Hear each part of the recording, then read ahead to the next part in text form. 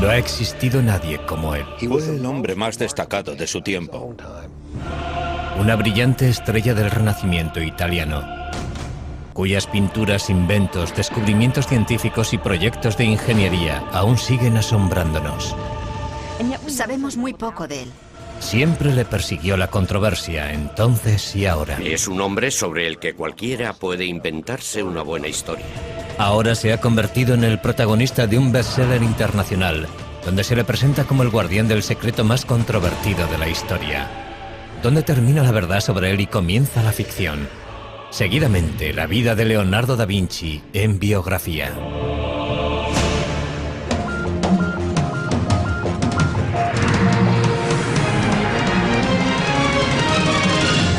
Biografía. Leonardo da Vinci. Jesús, María Magdalena, la Iglesia, sociedades secretas, el Santo Grial y Leonardo da Vinci. Esos son los ingredientes principales del Código da Vinci, el multimillonario éxito de ventas escrito por Dan Brown que ha despertado una gran controversia. En la novela se ofrecen reinterpretaciones revolucionarias de obras de arte y arquitectónica reales, con lo que el autor consigue difuminar la línea que separa la realidad de la ficción. Induce a pensar que las opiniones expresadas por Dan Brown sobre algunas obras de arte son realmente ciertas. Hoy analizaremos gran parte de esas obras creadas por Leonardo da Vinci, centrándonos especialmente en La Última Cena. ¿De verdad contiene esta obra maestra lo que dice el libro que contiene? Es indudable que hay pistas ocultas en las obras de Leonardo da Vinci. Pistas que nos ayudan a saber quién era, en qué creía y por qué continúa siendo una de las mentes más fascinantes que ha conocido el mundo. Leonardo nació en la Toscana, en un pueblo llamado Vinci, a las afueras de Florencia. Cuando nació Leonardo, Florencia era el centro del centro de Europa. En todos los sentidos. Era sin duda el centro artístico y también el centro cultural de Europa. Pero Leonardo da Vinci nace en unas circunstancias complicadas. Es hijo ilegítimo de Caterina, hija de un campesino empobrecido, y Serpiero, maduro y respetado notario perteneciente a una respetada familia. Los padres biológicos de Leonardo no se casan entre ellos, pero sí por separado, presumiblemente con gente de su propia clase. Caterina pronto tiene 5 hijos más con su marido. Leonardo crece con su padre, Serpiero, y con sus madrastras. Leonardo fue hijo único hasta los 25 años. Durante sus 2 primeros matrimonios, su padre no tuvo heredero porque no sobrevivió ninguno de sus hijos. De haber sido hijo legítimo, Leonardo hubiera heredado tanto las tierras como la profesión de su padre. Pero como es ilegítimo, no recibirá nada. Como era hijo ilegítimo, no podía convertirse en notario. Por consiguiente, tuvieron que encauzarle hacia otra actividad. Obviamente saltaba a la vista que era un chico con mucho talento. Sabía dibujar muy bien. Sabía construir cosas. Es probable que fuera ambidiestro. Así que cuando vieron que le interesaba el arte, le animaron a que siguiera por ese camino, puesto que no había ninguna otra alternativa. Leonardo pronto se siente fascinado por la naturaleza. El agua, las plantas, los árboles, los animales, todo despierta su curiosidad. Años más tarde, Leonardo aseguraría que la naturaleza es la mejor maestra. Es más noble imitar las cosas de la naturaleza, que son de hecho imágenes reales, que imitar lo que se dice con palabras, porque las palabras son obra del hombre. La relación de Leonardo con la naturaleza que rodeaba a Vinci es importante porque tuvo una gran influencia primero en la evolución de su pensamiento y luego en la de su obra. Siendo aún adolescente, se traslada a Florencia con su padre, y allí se le presenta la oportunidad de pulir su talento al entrar de aprendiz en el taller del artista Andrea Verrocchio. Parece que su padre reconoció el talento del joven desde un principio y le hizo ingresar en el taller de Andrea Verrocchio, un lugar inmejorable para crecer como artista. El taller de Verrocchio es una verdadera universidad de arte. El joven Leonardo aprende a dibujar, a pintar, a trabajar el bronce, a crear muebles y a diseñar banderolas para los desfiles. Habilidades todas necesarias para convertirse en artista profesional. Lo que no es explicable es la chispa del genio. ¿Cómo sucedió? No creo que lo sepamos. Son las familias ricas y poderosas de Florencia las que encargan las obras de arte que produce el taller de Verrocchio, sobre todo la familia más importante de la ciudad, los Medici. Siempre desempeñaron un papel principal, encargando ellos mismos las propias obras o facilitando la creación de este ambiente de aprendizaje y orquestando los encargos de obras de arte en colaboración con sus amigos. Leonardo puede ver muchos proyectos excepcionales en el taller de Verrocchio. Una de las cosas más interesantes que hizo, o que al menos observó, fue la colocación de una bola dorada en la cúpula de la Catedral de Florencia. Tenía 5 metros de diámetro y fue un verdadero desafío tecnológico. La bola, 2 toneladas de cobre dorado. Verrocchio crea el mecanismo que la colocará en el sitio elegido, en lo más alto del Duomo.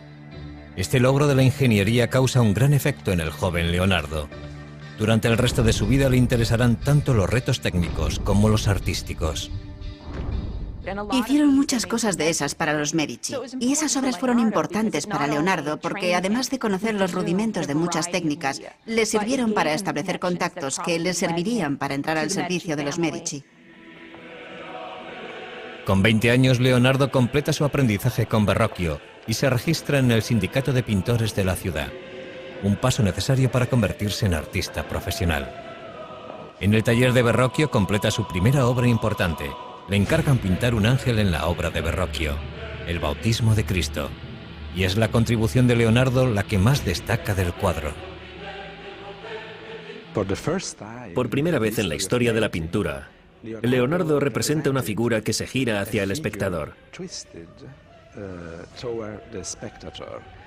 Eso fue una especie de revolución en la historia del arte, porque hasta ese momento todas las figuras, todas las personas se representaban frontalmente, de forma muy estática, arcaica y medieval. Y ese gesto introdujo el movimiento en las figuras. Llega Leonardo, pinta la cabeza del ángel en el Bautismo de Cristo y Verrocchio dice: «Oh Dios, aquí hay alguien que sabe pintar mejor que yo».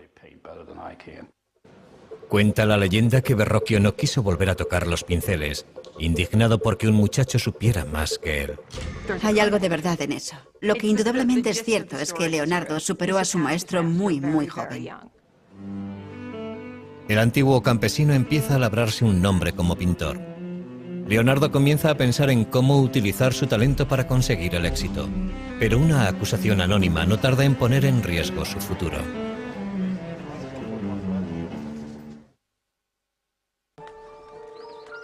Leonardo da Vinci tiene ahora 24 años y ya ha pasado de ser considerado el hijo ilegítimo de un notario a convertirse en un artista legítimo. Es un prometedor artista florentino a la altura de Botticelli, Ghirlandaio y Rafael. Leonardo ya ha terminado varios cuadros notables, entre ellos la Anunciación y el retrato de Ginebra da Vinci. Ha aprendido mucho en el taller de Andrea Verrocchio. Sus ideas y su técnica están evolucionando, pero la competencia es feroz. Existió una gran competencia entre pintores en la Florencia de 1470 y 1480. Sin embargo, Leonardo cobró ventaja porque ya había tenido contactos con los Medici. Leonardo demostraría tener un talento especial para cultivar esos contactos, algo que le resultaría muy beneficioso a lo largo de su vida. También empieza a anotar por escrito su explosión de ideas en varios cuadernos. Leonardo escribía todas las ideas que se le ocurrían, todo lo que leía o escuchaba en las calles cuando estaba con sus amigos. A veces resulta bastante difícil saber si lo que escribe son ideas suyas o citas que está transcribiendo. En la actualidad, los legendarios cuadernos de Leonardo están reunidos en lo que se conoce como sus códices. Al final de su vida habrá escrito 20 volúmenes. Cada uno de ellos con cientos de páginas. Los cuadernos son fragmentarios y contradictorios.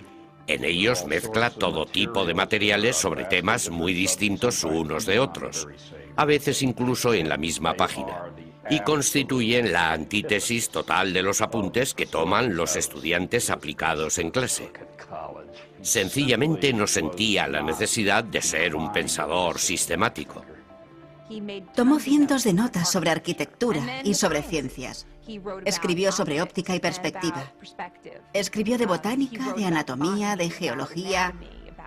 Y también se interesó por la ingeniería y la fabricación de armas, conocimientos que le resultaron de gran utilidad para conseguir encargos y alcanzar la posición que deseaba.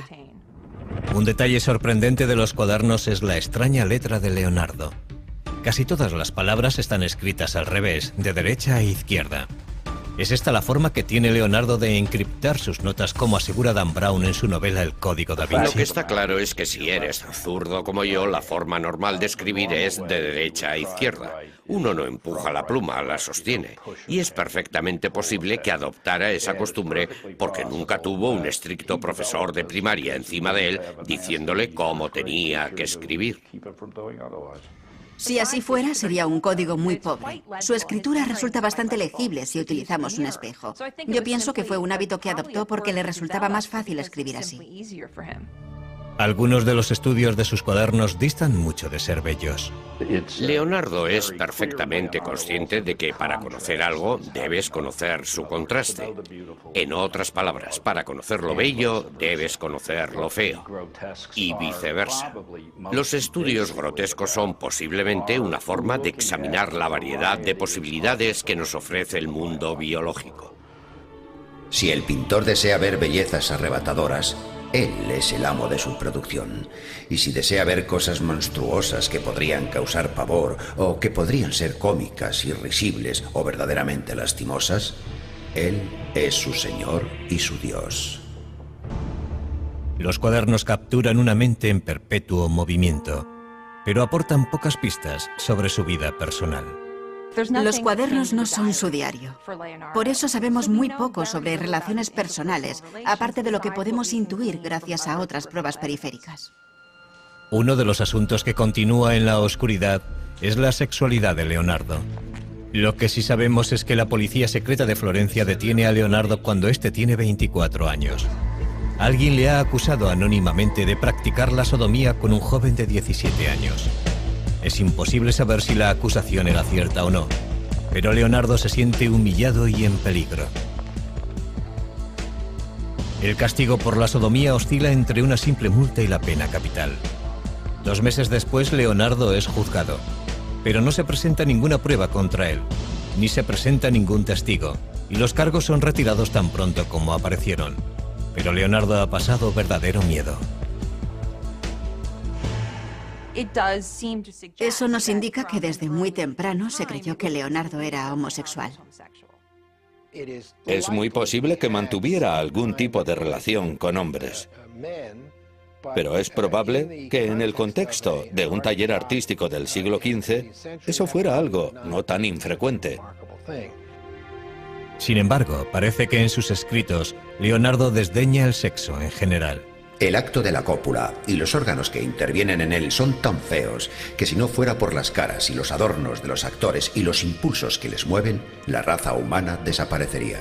A medida que fue madurando, se desinteresó por completo del sexo. Estaba totalmente concentrado en su misión como artista y científico. Estaba por encima del sexo. Leonardo abre su propio estudio en Florencia en cuanto retiran la acusación. Pero la violencia no tarda en adueñarse de la gran ciudad renacentista. Un sangriento golpe de estado planeado por el Papa y un colaborador amenaza con derribar a los Medici. Cuando el golpe fracasa, el Papa ordena al ejército de Nápoles tomar Florencia por las armas. Como para el resto de florentinos, la guerra es ahora una prioridad para Leonardo. Y empieza a diseñar escaleras y otros artefactos para defender y escalar las murallas de la ciudad. Leonardo empieza a trabajar en un nuevo campo, la ingeniería militar, algo que le fascinará durante toda la vida. Justo cuando parece que toda esperanza está perdida, la diplomacia de los Medici funciona. Florencia está salvada. Leonardo vuelve a tomar los pinceles y en 1480 empieza a pintar San Jerónimo. En el cuadro captura al angustiado santo golpeándose el pecho con una piedra en el desierto. En la actualidad este cuadro está colgado en el Vaticano inacabado, como muchas otras de sus pinturas. Y sin embargo la precisión de Leonardo a la hora de dibujar la anatomía humana hace que el dolor de San Jerónimo cobre vida ante nuestros ojos. Leonardo tiene casi 30 años cuando Lorenzo de Medici envía a los mejores pintores de Florencia al Vaticano para decorar la nueva Capilla Sistina. Esta colaboración forma parte de la nueva tregua firmada por los Medici y el Papa. Fueron elegidos muchos importantes pintores florentinos, pero no Leonardo. Es posible que se sintiera frustrado y que pensara que su talento no era reconocido. Pero Leonardo recibe un pequeño encargo que le mantiene ocupado. Un monasterio de las afueras de Florencia le contrata para pintar un retablo. El tema, la adoración de los magos. Leonardo tuvo que estar desesperado para firmar el contrato de este proyecto. Además de tener que pagarse él mismo los materiales, el contrato establecía que si no lo terminaba antes de 30 meses no le pagarían absolutamente nada. La composición de la obra es tremendamente ambiciosa, pero Leonardo supera todas las dificultades y el resultado final es impresionante. Es una revolución artística. Uno percibe que Leonardo está inventando un nuevo arte. Es probable que fuera demasiado nuevo incluso para él, y que por eso lo dejara sin terminar.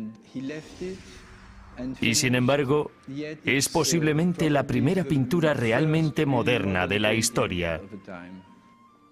La estructura triangular del grupo que está en primer plano se convierte en un principio indiscutible del arte del Renacimiento.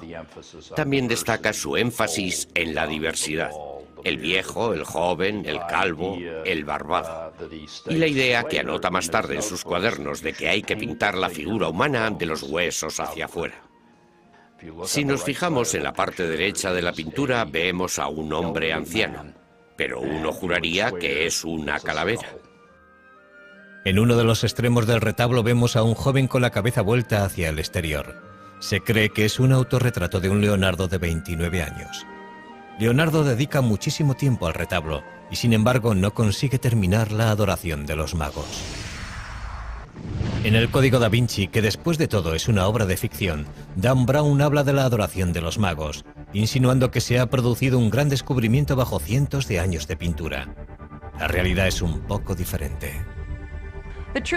Lo cierto es que hace varios años retiraron la obra de donde estaba con la intención de restaurar la pintura.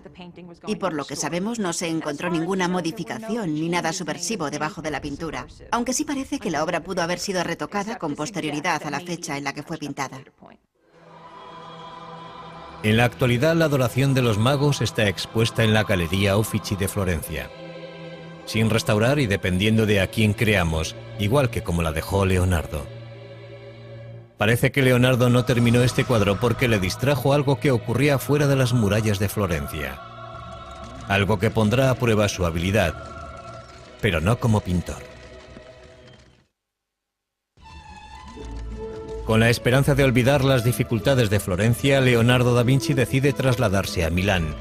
Milán es la más septentrional de las ciudades-estado italianas y por consiguiente vulnerable a invasores extranjeros. A diferencia de Florencia, Milán es un centro de producción de armas y de tecnología militar. Leonardo confía en que aquí se le presenten nuevas oportunidades. Pero antes debe entablar relaciones con el hombre más poderoso de Milán, el duque Ludovico Sforza, el Moro. Leonardo llegó a Milán con poco más de 30 años. Abandonó Florencia porque se sentía bastante infeliz allí, pero también porque se entera de que Ludovico el Moro quería construir una gran estatua para honrar la memoria de su padre. Leonardo le escribe una atrevida carta al duque ofreciéndole sus servicios, no solo como pintor, sino como ingeniero militar. Haciendo gala de un descaro increíble, Leonardo asegura que es capaz de hacerlo todo. Principalmente el duque necesitaba fabricar pertrechos militares, armas ofensivas y defensivas. Y Leonardo le dice que él es el hombre que necesita. Y lo que resulta muy interesante es que en medio de la carta empieza a hablar en futuro. Y le deja caer que todavía no ha hecho nada de lo que dice que puede hacer. Pero eso nos demuestra que Leonardo sabía cómo promocionarse. Y al final de la carta le dice, por cierto, también puedo crear arte. Puedo hacer el monumento ecuestre en recuerdo de vuestro padre. En su carta, Leonardo propone diseños de fortalezas y técnicas para la fabricación de cañones y máquinas para sitiar ciudades. Uno de sus conceptos se adelanta cientos de años a su tiempo. Inspirado en el caparazón de las tortugas, Leonardo diseña el antecedente del tanque moderno. Su exterior está hecho con planchas de metal inclinadas para desviar el fuego enemigo. Unas pequeñas troneras permiten a los hombres que están dentro abrir fuego a su vez. La verdadera innovación es su forma de moverse. Un sistema de manivelas y poleas giradas por hombres o caballos pone en funcionamiento sus 4 ruedas. Pero si el tanque hubiera sido construido tal y como estaba diseñado, las ruedas habrían girado en direcciones opuestas y el tanque no se habría movido de su sitio. ¿Un error de aficionado cometido por Leonardo? ¿O un error intencionado para impedir que otros le robaran la idea? Nunca lo sabremos. Entre el resto de sus diseños militares destacan salvajes máquinas de muerte pensadas para diezmar las filas enemigas. Pero no son armas prácticas, sino armas de terror. El duque se fija en Leonardo, pero su primer encargo oficial no es un contrato de defensa. Ludovico Sforza quiere que Leonardo haga un retrato de su amante, Cecilia Gallerani. No era eso a lo que había ido Leonardo a Milán, pero la proximidad al poder suele acabar dando sus frutos. Leonardo encajó muy bien en la corte de Milán. Se sentía cómodo en el ambiente cortesano de la ciudad. El cuadro de Leonardo captura la luminosa belleza de la joven amante del duque. El armiño que lleva en brazos es un chiste visual de Leonardo basado en el apellido de Cecilia, que suena como la palabra griega para designar al armiño. Pero la testarudez de Leonardo frustra a otros clientes. Le contratan para crear un retablo basado en la Inmaculada Concepción, empleando una imaginería y unos colores específicos, pero lo que hace es dar rienda suelta a su imaginación. Jamás se había visto nada parecido en la pintura italiana. Nos encontramos con una pintura extraña, con un esquema compositivo triangular. La Virgen y el niño bendiciendo a San Juan arrodillado, y una extraña esfinge, una especie de ángel. Situados todos en un paisaje de estalactitas, en el interior de una especie de gruta rocosa, un mundo húmedo y poco iluminado. La Virgen de las Rocas es una imagen perturbadora, muy distinta de lo que se suponía que debía entregar. Y Leonardo no la termina, al menos no entonces. Tras varios años de trabajo, Leonardo se gana finalmente el favor de Ludovico Sforza, que le nombra ingeniero de la corte. Es responsable de prácticamente todo, desde diseñar las tuberías del palacio, a crear los trajes para los espectáculos que se celebran en la corte. Incluso diseña un plan para fabricar un escenario giratorio. Leonardo fue muy feliz en Milán. Ludovico el Moro le permitió hacer casi todo lo que quería. La suya fue una posición muy cómoda. El castillo del duque es ya una fortaleza prácticamente inexpugnable, pero Leonardo crea diseños para reforzarlo. La amenaza siempre presente de la guerra estimula la imaginación de Leonardo. Diseña un puente que puede derrumbarse al paso del enemigo, una ametralladora primitiva, incluso un lanzallamas. Finalmente, Ludovico Sforza concede a Leonardo el premio que tanto ansiaba. Le encarga la creación de una estatua enorme del padre del duque montando un semental. Leonardo empieza a tomar apuntes del natural. Leonardo siente fascinación por los caballos. Dibuja caballos por todas partes. Primero quiso hacer un caballo alzado sobre las patas traseras. Luego optó por un caballo que va al paso, puesto que, desde el punto de vista de la estática, era lo que podía conseguir. Sforza quiere que sea el mayor monumento ecuestre de la historia del arte. Basándonos en los bocetos que han quedado, parece que Leonardo quería hacer el caballo sin jinete. Un caballo de entre 6 y 7 metros de altura. Los desafíos técnicos son apabullantes. Leonardo crea incontables modelos pequeños en arcilla de la estatua antes de decidir cómo vaciar la versión final, para lo que se necesitarán 60 toneladas de bronce. En estos momentos, Leonardo tiene ya un nuevo taller en Milán y cuenta con un ayudante. Se llama Giacomo, pero Leonardo prefiere llamarle Salai, pequeño diablo. Salai ingresa en el taller con apenas 10 años, en 1490, y permanece junto a Leonardo durante toda su vida. Es evidente que existe un vínculo personal entre ambos. La relación no era únicamente laboral, pero desconocemos la naturaleza exacta de esa relación.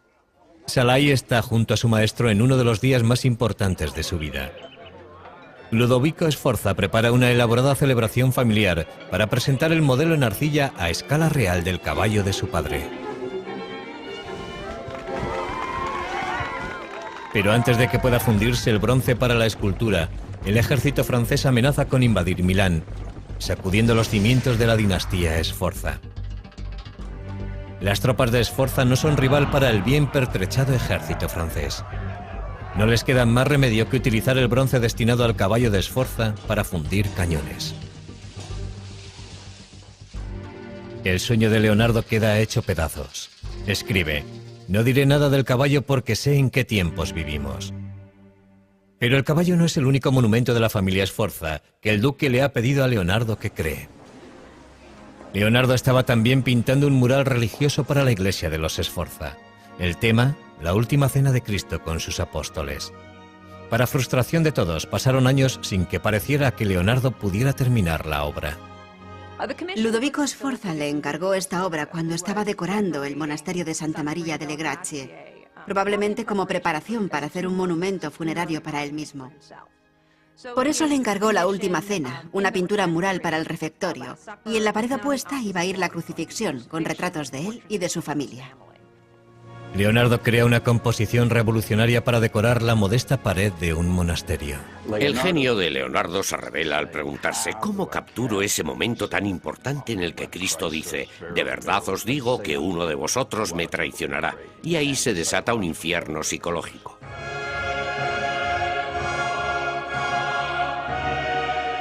Leonardo emplea los gestos y rostros de los apóstoles para traicionar sus emociones. Leonardo intentó representar las figuras de una forma muy natural, muy humana. Quiso representarlas en acciones y actitudes que mostraran los movimientos internos de la mente.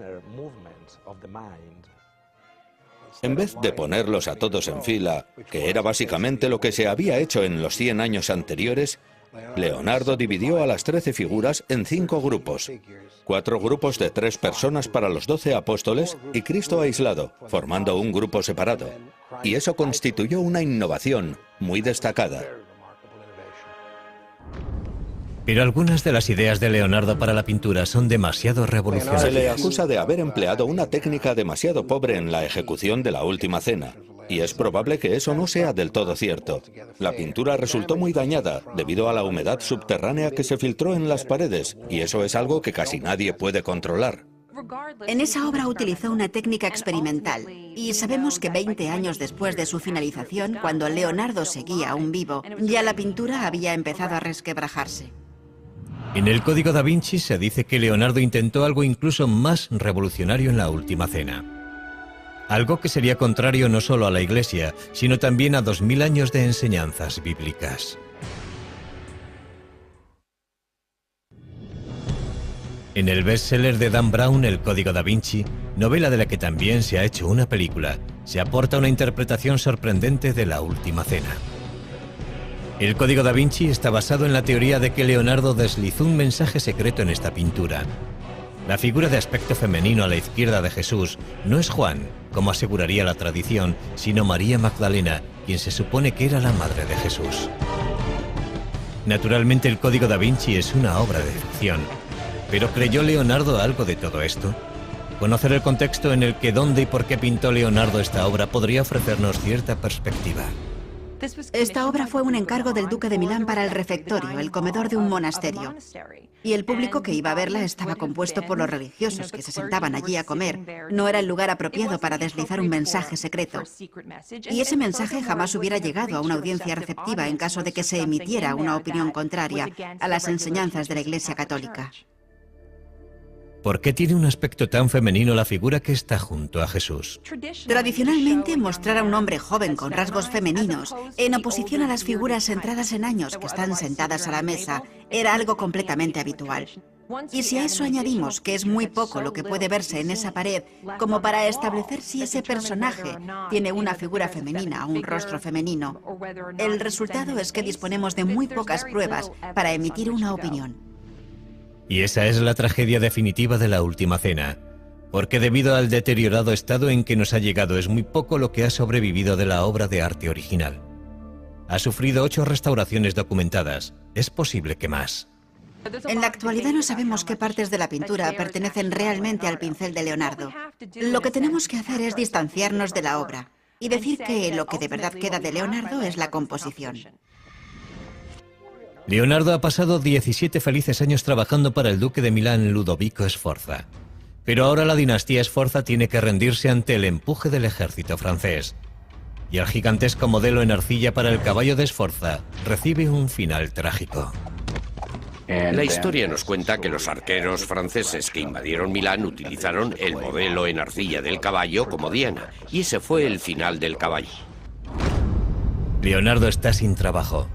Con 47 años sale de Milán junto a Salai, su aprendiz, abandonando sus principales obras, El caballo destrozado y La última cena. Debe buscarse un nuevo mecenas y una nueva casa.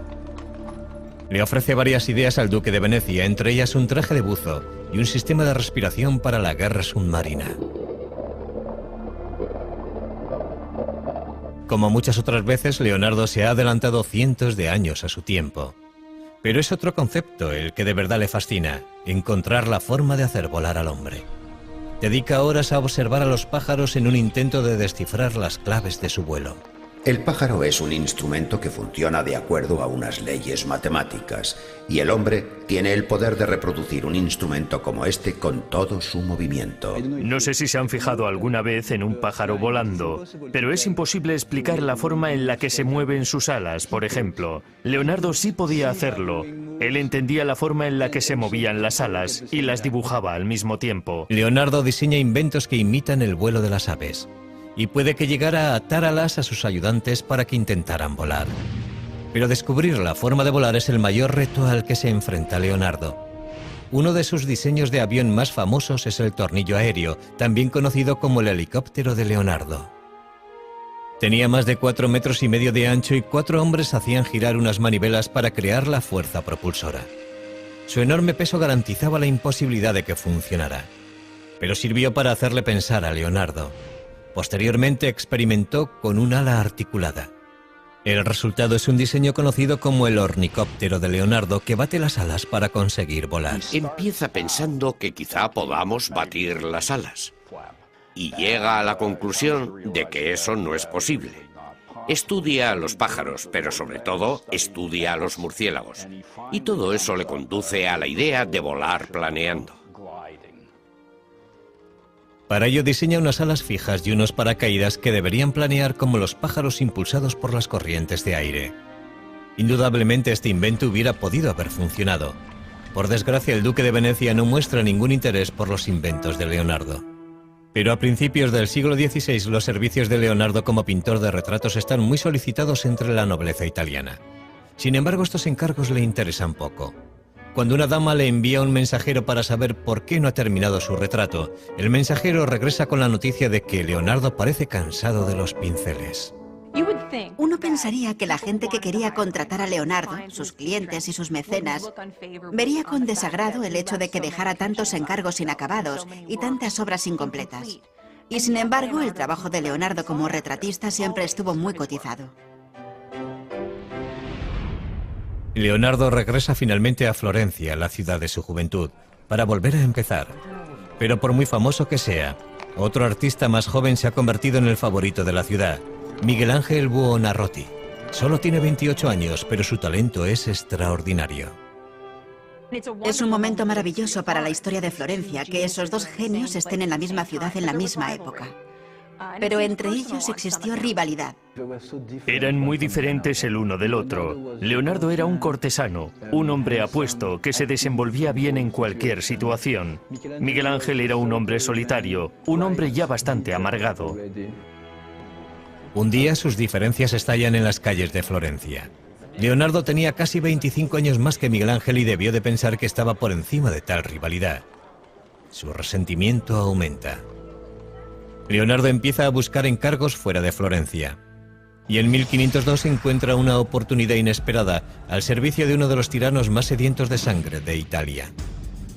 A principios del siglo XVI, Leonardo trabajaba para César Borgia, hijo ilegítimo del Papa Alejandro VI, que es en esos momentos el duque de Romagna, un militar, el general de los ejércitos del Papa, por así decirlo. Borgia no se detiene ante nada en su intento de consolidar el imperio de su padre, que espera que algún día pase a ser suyo.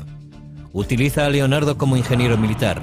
Los mapas que dibuja son de una precisión extraordinaria y una de las claves de sus éxitos en el campo de batalla. Leonardo hace unos contactos muy sólidos porque es un hombre muy inteligente.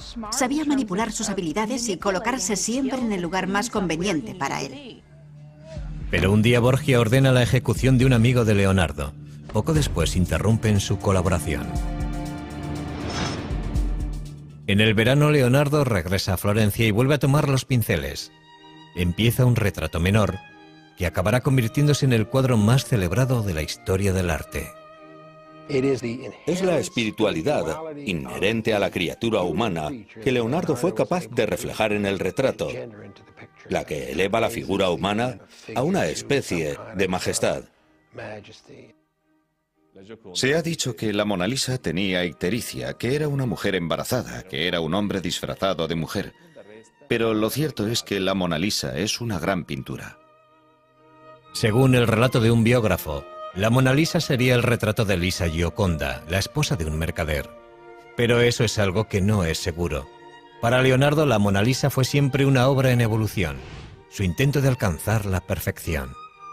Leonardo nunca entregó el retrato a la persona que se lo encargó y lo conservó hasta el fin de sus días. En la actualidad, el cuadro se expone en el Museo del Louvre, en París, protegido por un cristal antibalas. Es un tesoro nacional que no tiene precio. El cuadro no siempre estuvo tan bien vigilado, pero el robo de la apreciada pintura de Leonardo en 1911 lo cambió todo. Una mañana de verano, un antiguo empleado del Louvre descolgó la Mona Lisa de la pared sin que nadie le viera y salió del museo con el cuadro escondido debajo del abrigo. ¿Su motivo? Creía que el cuadro debía ser devuelto a Italia. Fue un acto de nacionalismo impulsado por la idea de que la Mona Lisa debería estar expuesta en un museo italiano. A pesar de una búsqueda desesperada, el cuadro permaneció en paradero desconocido durante más de 2 años, hasta que el ladrón se ofreció a devolverlo a Italia a cambio de dinero. En 1913 fue detenido en Florencia. La Mona Lisa estaba cuidadosamente escondida en el falso fondo de su maleta, en perfecto estado. Curiosamente, el robo y la recuperación de la Mona Lisa solo consiguieron aumentar la fama del cuadro. Poco después de que Leonardo empezara la Mona Lisa en Florencia, le contratan para pintar un fresco en la gran sala del Consejo de la ciudad. Es con diferencia el proyecto más grande en el que se ha embarcado Leonardo en su vida. Creo que fue un encargo muy importante para Leonardo, pero también fue un proyecto muy arriesgado para él, porque hubiera exigido de un artista que pintara el fresco, y en última instancia no sería eso lo que haría Leonardo. El tema de la pintura es la victoria florentina sobre Milán en la batalla de Anghiari. Conocemos la composición que hizo Leonardo a partir de algunos de los bocetos que se conservan. Pero tras trabajar durante 3 años en el proyecto, Leonardo lo dejó inacabado. No sabemos lo que ocurrió con exactitud. Sabemos que la pintura no se adhirió a la pared y que intentó utilizar una técnica experimental. O puede que el motivo por el que no lo terminara tuviera algo que ver con el artista a quien se le encargó el fresco que ocuparía la pared opuesta, el principal rival de Leonardo, Miguel Ángel. Florencia era demasiado pequeña para los dos. Era o uno u otro. No podían trabajar al mismo tiempo en la misma ciudad. Leonardo acaricia la idea de volver a abandonar Florencia, pero no antes de empezar un nuevo campo de estudio. Parece ser que al Papa no le gustaba que Leonardo se dedicara a hacer disecciones. Era ilegal y, sin embargo, lo hacía.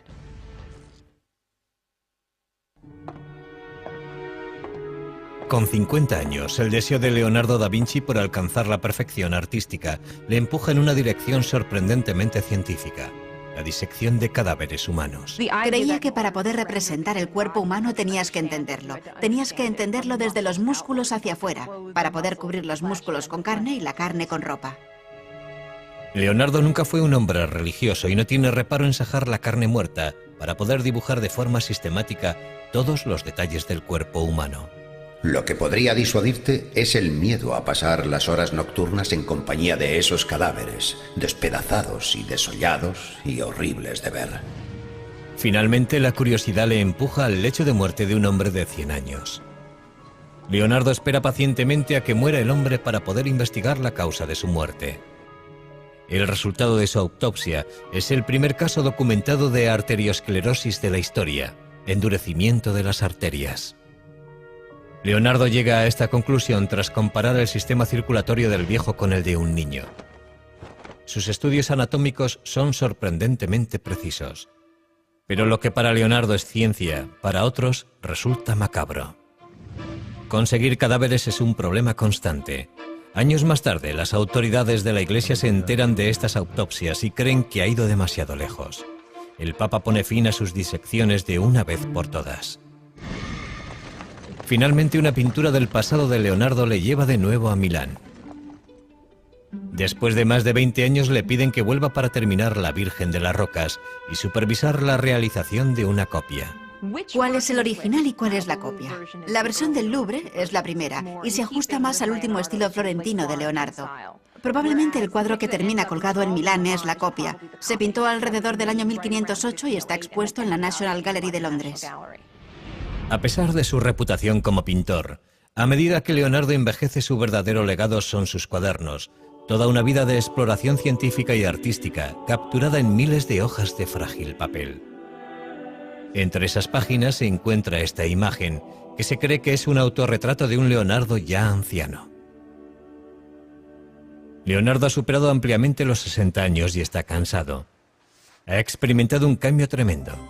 Por eso, cuando el rey de Francia, gran admirador y coleccionista de la obra de Leonardo, le invita a él y a sus 2 ayudantes a viajar a su corte, Leonardo no deja pasar la oportunidad. El rey está encantado de tener a una mente tan brillante bajo su techo. Era frecuente que el rey llamara a su puerta a cualquier hora del día o de la noche para preguntarle algo.